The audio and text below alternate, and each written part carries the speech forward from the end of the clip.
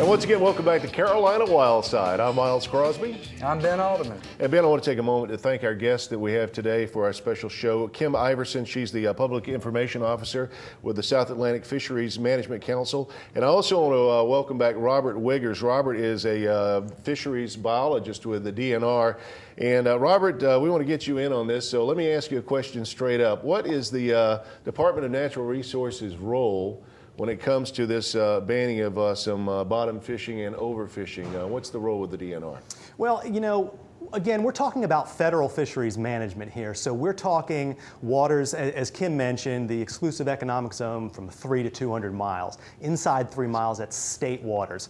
So now, okay, things get confusing for fishermen, and having worked with the Department of Natural Resources for the amount of time I have, which is going on about 18 years, most of that time's been spent working with recreational and commercial fishermen, and it really gets confusing for folks as to, okay, where does the Department of Natural Resources fit in? How do they relate to the council? What about National Marine Fisheries? So in a nutshell, the South Carolina Department of Natural Resources, particularly the Marine Resources Division, in the case of how we relate to the Council and Federal Fisheries Management, we serve 3 basic roles. Kim already mentioned one. Now that is our representation, of course, on the Council. We have a designated state official. That's our director, Robert Boyles, who sits on the Council as a voting member. We also have enforcement authority through a joint enforcement agreement that started somewhere around 2002, 2003, if I remember correctly. And this allows our state wildlife officers to enforce regulations in the EEZ between 3 and 200 miles. The nice thing about this is, with this agreement, we get money from the federal government for equipment and everything that's required in enforcing this huge amount of ocean out there. The third component, and this is the one where I really have a good deal of experience in my time at DNR, that's in the data collection component that DNR serves, or the role that DNR serves. Now, that's essentially what we do in terms of federal fisheries. We collect the data and we monitor the fisheries. We do this in 2 ways. One is called fishery-dependent data collection, and that means exactly what it sounds like. It's data collection that's dependent on the fishery. The other type is independent data collection, meaning as scientists, we go out and we collect the data. For instance, at Marine Resources, we are unique in that we've got a research institute arm, our other arm being, of course, Office of Fisheries Management. And within that research institute, we have a section called MARMAP. This stands for the Marine Resources Monitoring, Assessment, and Prediction Program. And basically what they do is they go out on vessels and they study these fish. They're trying to determine species occurrence, species abundance, biomass, life history parameters, hydrogeographic data. And this is that independent part. Again, biologists gathering the data. This is just one little tiny piece of the entire puzzle that goes into assessing a fishery. The other side, from the fisheries management standpoint, that's where our fishery-dependent data collection comes in. And this is where we really rely on recreational and commercial fishermen. This is where South Carolina anglers really come in into the equation here. Now, we have 3 different mechanisms for gathering this data. One is through mandatory reporting. All of our commercial fishermen in the state of South Carolina, of course, in addition to having to be licensed, they're required to report to us on a trip level basis. Recreational fishermen, we are able to sample these folks through creel census, also through what's called the Marine Recreational Fisheries Statistics Survey, which is now the Marine Recreational Information Program. This is a survey that goes after recreational anglers in an attempt to capture what we call CPUE, catch per unit effort. And it's a very important component in fisheries management.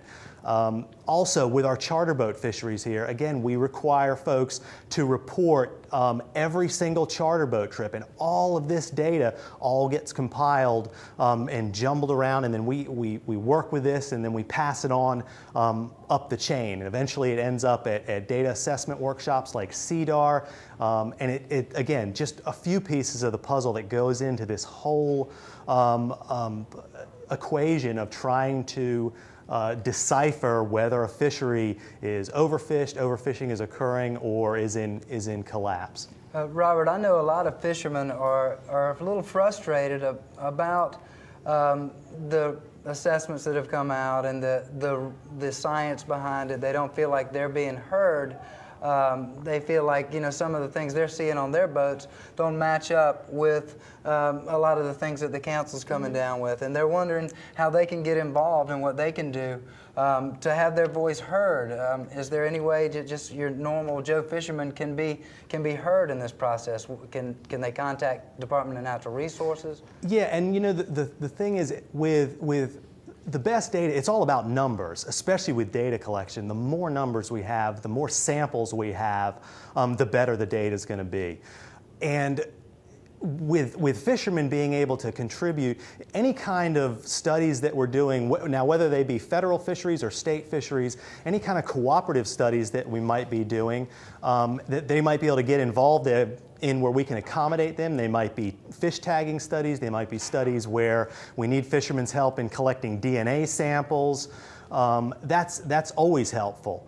But again, as citizens of South Carolina and sportsmen of South Carolina, having this constituency of recreational and commercial fishermen out there, these are the eyes and the ears. We can only see so much. So something as little as a fisherman calling and saying, I saw, you know, X number of fish floating in the estuary. That's the kind of data. We just, you know, one of the biggest helps is keeping those lines of communication open, and you know, doing twice as much. You got 2 ears. You do twice as much listening as you do talking. So, you know, in communicating with your state resource agent representatives and recreational fishermen, there's an important component in keeping that communication. That in itself is a huge help.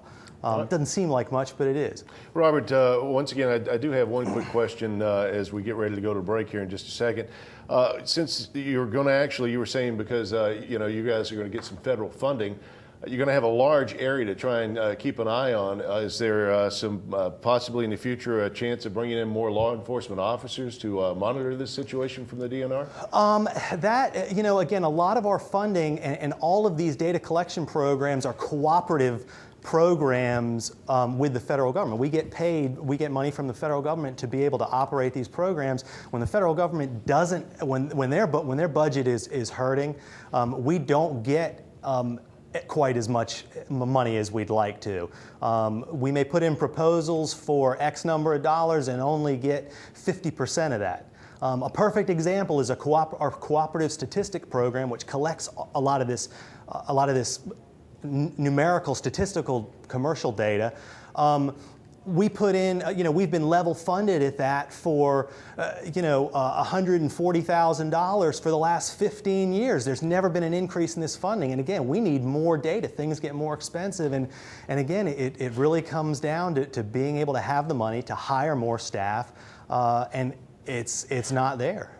It's Once again, like you're saying, I mean, it's not there, and it sounds to me like the role is going to expand. So obviously, they're going to need to try and put in some more officers if these rules go into effect. And you know, this is such an important topic. I think we're going to do one more segment on Carolina Wildside. Once again, we'll welcome back Kim Iverson and Robert Wiggers. Kim, of course, with the South Atlantic Fishery Management Council, and Robert with the DNR. And we'll be back with Ben Alderman and everyone in just a few moments with Carolina Wildside.